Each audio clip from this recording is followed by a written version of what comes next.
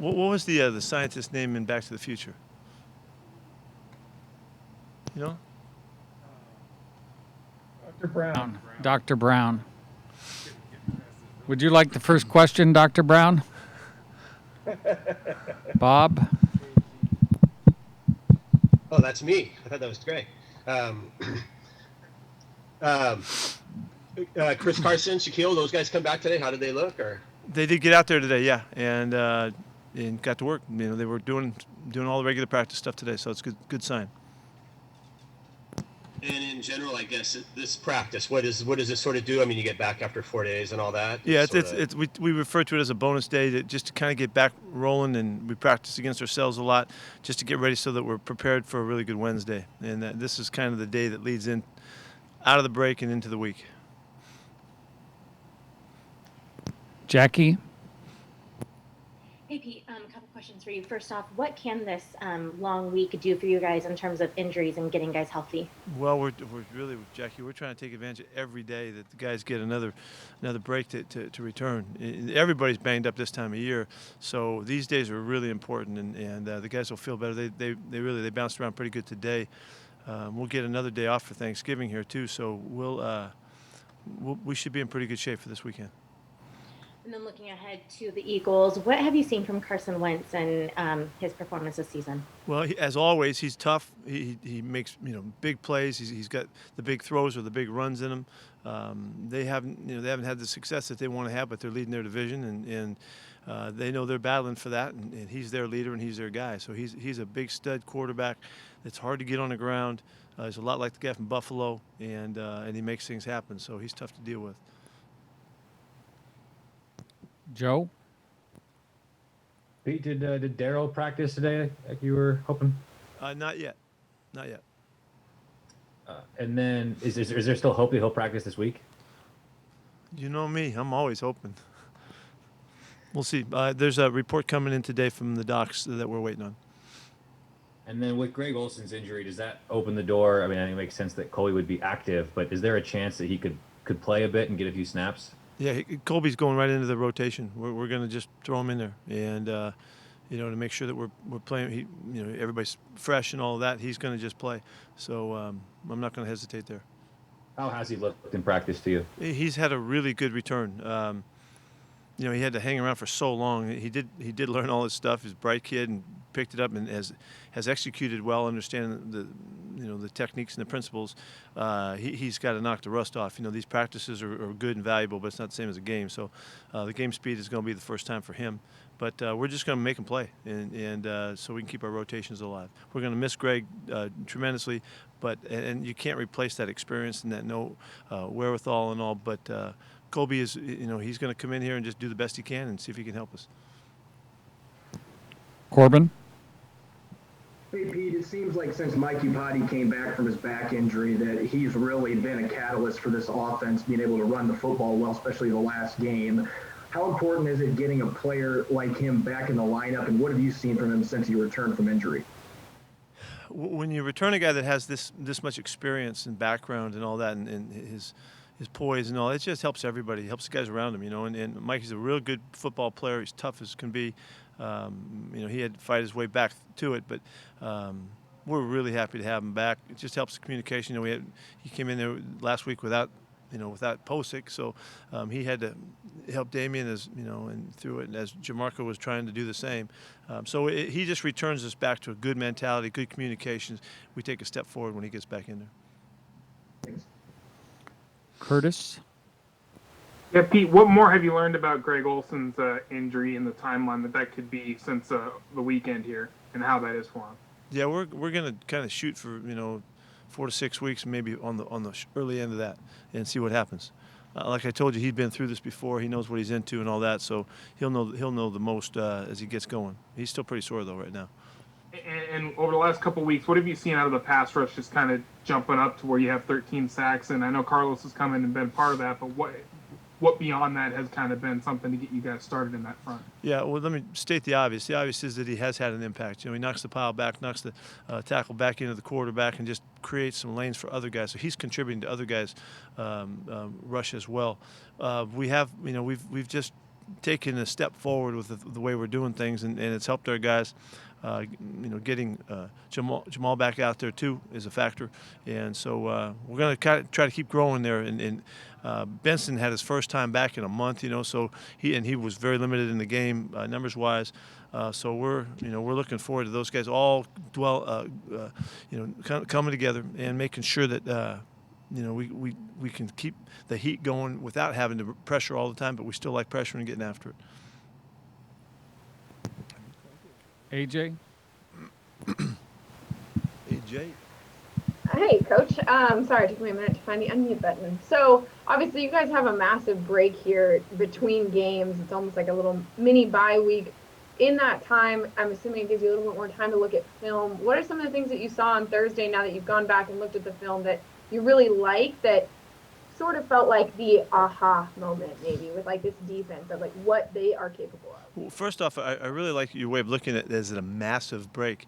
That's really maximizing the couple days. So that's a good outlook. I haven't called it that. I would refer to it more of a kind of a mini break. But now that you've brought it up, I'm going with that. It's a massive break, massive effect. In the middle of the season. I got you. These last 6 quarters that we've played have been different, and the guys have really taken a step forward in owning what they're doing, and the communications and the adjustments, and utilizing the package and disguising really well, and really feeling comfortable with it. And it's just taken us quite a while to get the continuity so we could talk like that. And we'll see what happens when we go to Philly. We got to play another tough offense, and they do all kinds of stuff.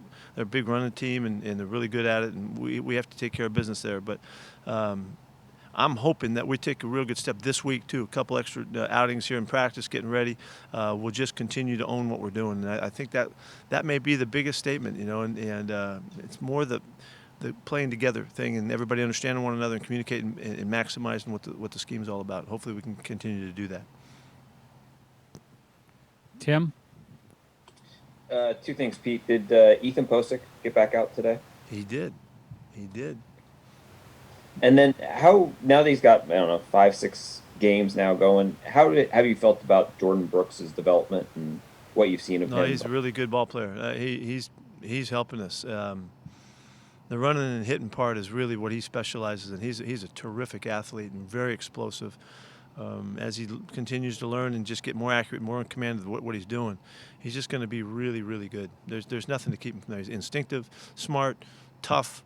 He's kind of got a real quiet toughness about him, and he's doing a really good job of, being the first pick and being humble and just working hard. So I'm really, really thrilled about that pick and what he contributes to this team. How does playing Will sort of amplify or highlight those skills that you just pointed out that stand out? In some of the scheme, it doesn't matter. Michael Will, if they're behind the line of scrimmage, is very similar. He and Bobby have really similar traits. They both run real fast. They both tackle hard, tackle well, cover a ton of ground. It really feels secure having those two guys behind the line of scrimmage, and in all situations, run and pass. And so, and we're just getting started with pressure. And Bobby's an active part of it, but we're just starting with Jordan. So.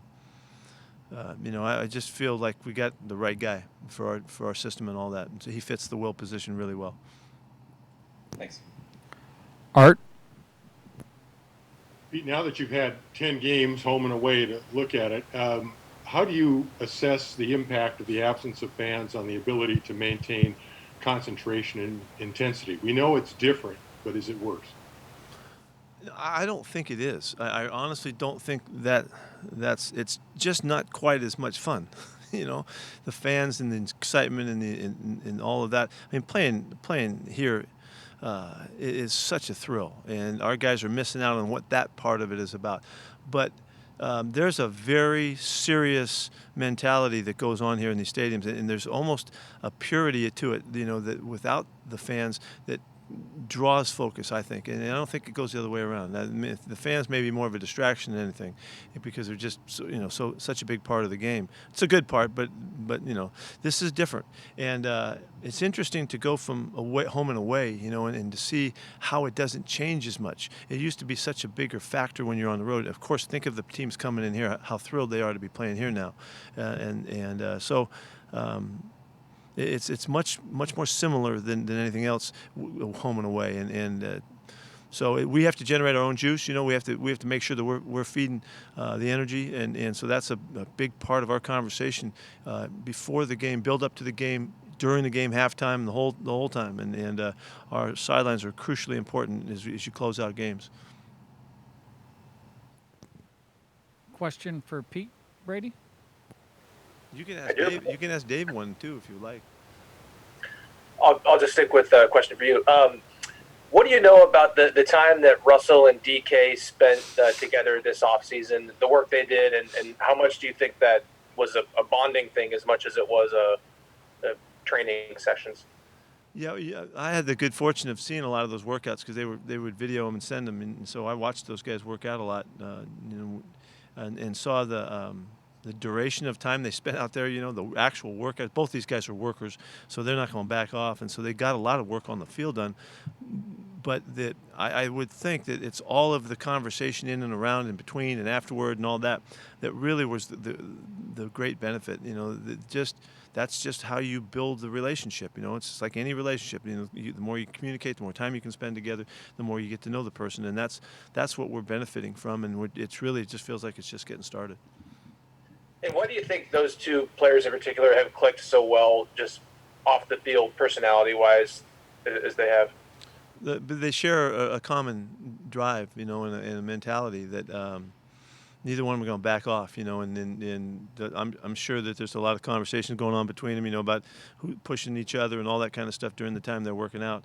But they're both just so driven that, and they share that, and they know that the other one's like that. So they're benefiting from each other as they work together. Thanks. Greg? Pete, has the NFL even enhanced the COVID policies again? And if so, what did they change? Yeah, they have.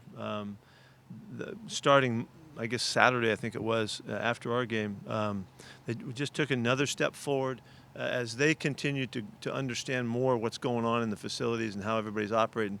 They find ways to try to enhance the whole operation wherever they can. So that what they do is they give us opportunities to continue to stress the important stuff. By bringing things back up in meetings. Instead of 6 feet, we're 10 feet apart. We've spread out our locker room even more so than we had. We've taken guys out of the locker room to just enhance the distancing. Duration time, we've adjusted the duration of the time between walkthroughs and practices just to shorten the interaction time, the locker room time, and so our guys are sped up a little bit.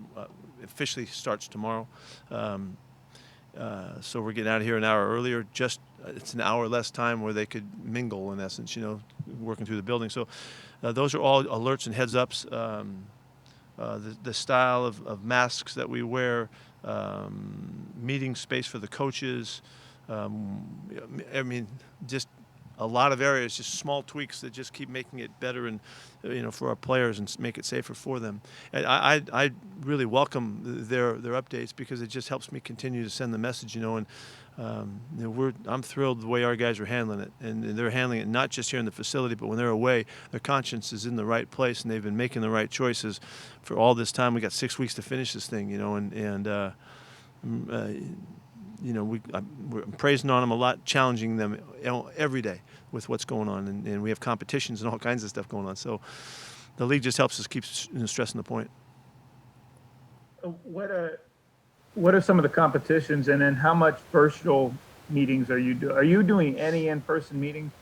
Yes. Yeah, we do. We have with in the VMAC, indoors, we have our team meetings, and it takes up almost 50 yards of field to spread everybody out. We virtual meet on Monday, and the guys are at home for our Zoom meetings then, the recap and Tell the Truth Monday and all that. So we're doing a lot of stuff as much as we can. Coaches are spread out themselves too. So the thing that's going on here, it's recognizing the constant challenge and making efforts to stay abreast what that challenge is calling for.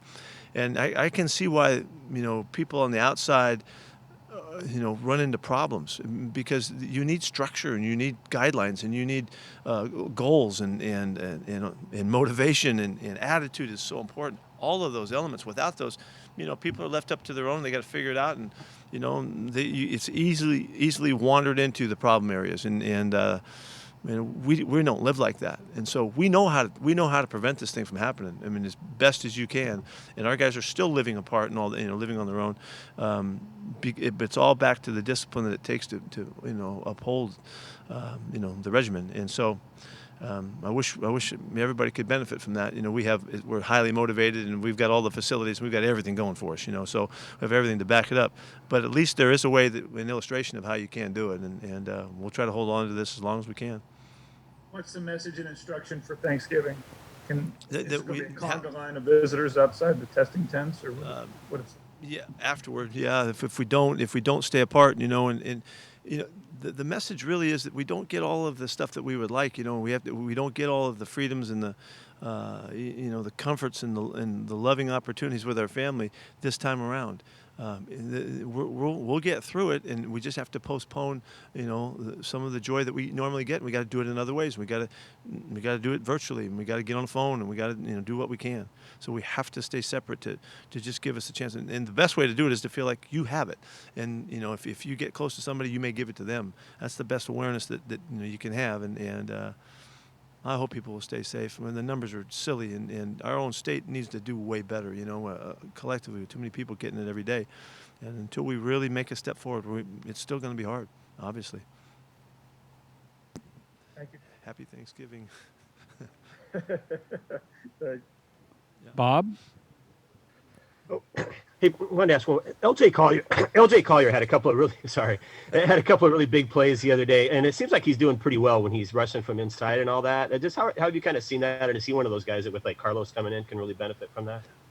Yes, LJ is active, really an active football player, and you hear us talk about the motor makeup of a guy. Sometimes he just keeps bringing it, and when the opportunities arise, when guys around you are creating problems, there's just more space and more opportunity to make your presence known. LJ's doing that. He's doing a nice job, and he's done well in the running game too. He's played really hard and pursued really well. He's just grown so much. He's so much farther ahead of where he was last year that he's been a real help. Michael Sean? Hey, Pete, what happened to Stephon Sullivan? He developed a kind of a hip flexor area injury that needed surgery, the athletic hernia thing, so hopefully we'll get him all fixed up. I believe he had that before on the other side, and so no, that's not right. That's not right. Let me go back. Yeah, he just had it on one side. He had to get surgery to come back. We needed to get it done. We're going to put him back. He's going back to offense when he comes back. We did that before the move to get him operated on, and we look forward to him. He had a terrific introduction to us. I mean, we had a chance. We liked him on offense. We liked him on defense. The coaches were battling over him, so that's a really positive thing. Very few players, bring that to a club. So we'll get him fixed up, and he'll have a great offseason, hopefully, for us. And do you expect Brian Monet back this year? With 6 weeks, and I don't know if we're going to make it or not. I don't know that. If it's possible, he'll do it. He's an incredible kid. I don't know that, though. He's still in a boot hobbling around. Jackie? Hey, Pete, you mentioned Philadelphia's run game earlier. What type of back is Miles Sanders? Yeah, very versatile, explosive. He's got a lot of long plays. He had a 70-yarder and a 60-yarder. They have broken a lot of big plays, and that's why they're averaging over 5 yards a carry, as a team. That's amazing. With Wentz as an option, also in the running game, they create the problems for you that really bust him into the clear, and so Miles is taking advantage of that. He runs inside and outside, does everything. They have a very diverse run game with some feature with the quarterback involved, and so it's hard. Ben? Beyond what Carlos Dunlap has been able to do in just a few games for you guys as a pass rusher, just I guess how was he, sort of fit in the defensive line room? How have they kind of responded to him, his character, and just kind of his approach to the game? How have the other guys in that room taken to him? Well, I don't know if you guys have talked to him, all of you have talked to him, but he's having the time of his life. He is having a blast. And he's been upbeat and spirited and having fun with it and more than willing to do whatever, in the work and getting out to practice and getting his reps. I mean, all of it. He's practicing really well. He's got a really pleasant personality. It's fun. He's having a good time. So if you guys haven't been around him, when you get around him, you'll see he's brings a good spirit to it, and his attitude is excellent because he's having so much fun and it's different than what he's been around. And then just secondly, Rashad Penny, any update on him, and is there a chance for him practicing this week? They're not going to let him out this week, but it's like we're getting ready to make the call here with him. So he's very close. Yeah, I wouldn't think he's 2 weeks away. So I mean, there's a really good chance we might have an opportunity to get him out next week. So, and that's wishful thinking and all that, but he's really excited about it, feels good about it, and all that. Thank you, Jessamine. Close. Can we call anybody in the neighborhood in case you have any thoughts? Jessamine. Hey, Coach. Questions or whatever? Jessamine, we got to get Lauren in here too. We haven't had Lauren before. Okay, go ahead. Wondering, can you evaluate the running backs group as a whole, as they stand right now? Yeah. Well, for the first time, we saw Chris and Carlos out there together in some time. That's great to see. Makes it a really full room. These guys have been battling. They've been competing all the way throughout. Unfortunately, Homer Travis is banged up with his wrist. Is still pretty sore, and he can't get there. But the attitude that Travis and DJ bring to that room, and their ability to sustain through the time here when those other guys were out, was real admirable. And it's just a terrific group. Chad does a great job with them. They've got great spirit, practice like crazy. When they go, and they're all tough guys, and it's a great room. It's a really, really big time room. Curtis, bring us home. No, we gotta get Lauren too, unless she does want to ask a question. If you don't have to ask one, just because you're here. Yeah, Pete, how's Brandon Shell and his ankle doing coming out of last week? And then you mentioned Homer and Scarborough. How are they as well? Brandon, he's still hobbling a little bit. It's going to be a close call to the game. I can't tell you what's going to happen now, but he needs every day. Tough guy, big, strong guy. Sometimes they can handle this a little bit better than other guys. We'll see. So it's really day to day with him. And then Bo needs surgery. He tore his hamstring in a way that he needs surgery. And then you asked about Homer. Yeah, like I said, Travis he's really sore. He has a little something going on in his wrist that we have to take some time for. I don't know that it's extended weeks, but right now we got to get him where he can throw it in there and block and do the things he needs to do. With Shell, is that a high ankle or no? Is it standard? Kind of Yes. a standard. High ankle.